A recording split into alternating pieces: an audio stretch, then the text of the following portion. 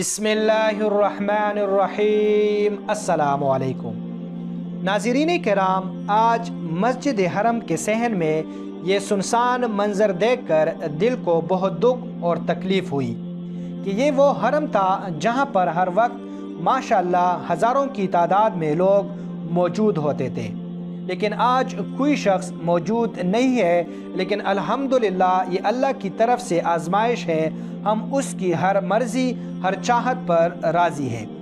ये चंद दिन है जब ये ख़तरनाक वबा ख़त्म हो जाएगी, फिर हरम शरीफ के रौनकें उसके ज़ाहिरीन से वैसी ही बहाल हो जाएगी जैसे कि पहले है।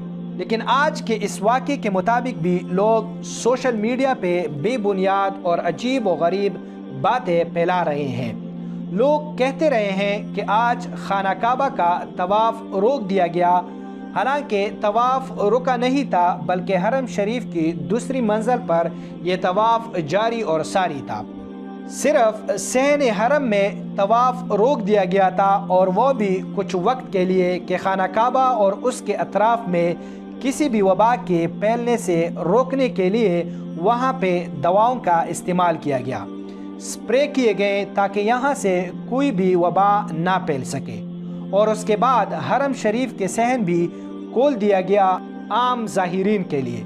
कुछ लोग ये दावा भी करते दिखाई देते हैं कि खाना काबा ज़मीन के सेंटर में है, और अगर मुसलमानों ने तवाफ़ करना रोक दिया तो फिर ये दुनिया अपनी मदार से हट जाएगी और तबाह हो जाएगी।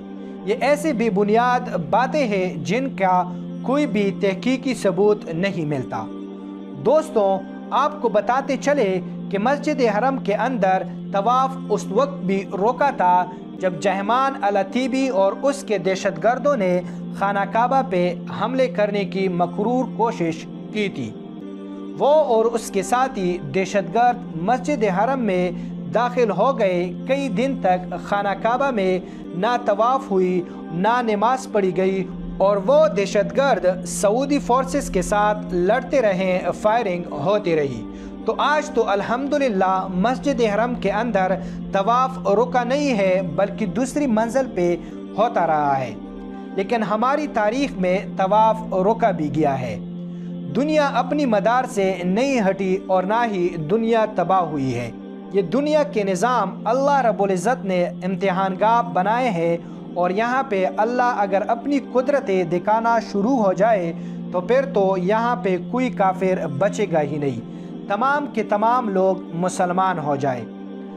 आप सब की कीमती वक्त देने का बहुत बहुत शुक्रिया। दोस्तों, वीडियो को लाइक करें, शेयर करें और कमेंट में अपनी राय से हमें ज़रूर आगाह कीजिए। अस्सलामु अलैकुम वरहमतुल्लाहि वबरकातुहू।